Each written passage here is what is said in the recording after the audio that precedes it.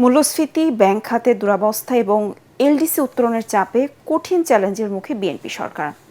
আর মধ্যপ্রাচ্যের যুদ্ধ না থামলে রফতানি আয় আরও কমে যাওয়ার আশঙ্কায় কারখানা বন্ধ করে দেওয়ার চিন্তা করছেন অনেক উদ্যোক্তা। ইআরএফ আয়োজিত আলোচনা সভায় এমন কথা জানান আলোচকরা। তাদের মতে, ভালো অর্থনীতি মানেই ভালো রাজনীতি, তাই ২৪-এর আন্দোলন থেকে সরকারকে শিক্ষা নিতে হবে।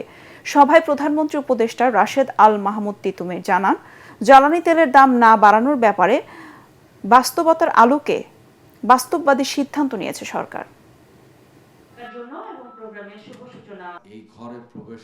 গত ৩-৪ বছরের মধ্যে আপনি দেখবেন যে দেশি বিদেশি ঋণের সুদ নাম্বার 1, তারপরে হলো এডুকেশন। এটা কিসের ইঙ্গিত দিচ্ছে? যেহেতু রাজস্ব আদায় কম করতে পারছি, আমরা আমার অভ্যন্তরীণ ঋণ এবং বৈদেশিক ঋণের একটা বড় চাপ অর্থনীতিতে সৃষ্টি হচ্ছে। আমরা দায়বদ্ধ কার কাছে? বাংলাদেশের জনগণের কাছে।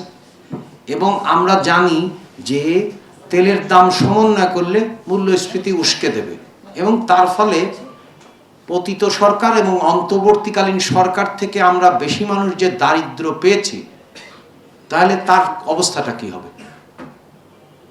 আমরা বারবার বলছি যে বাস্তব পরিস্থিতির আলোকে বাস্তববাদী সিদ্ধান্ত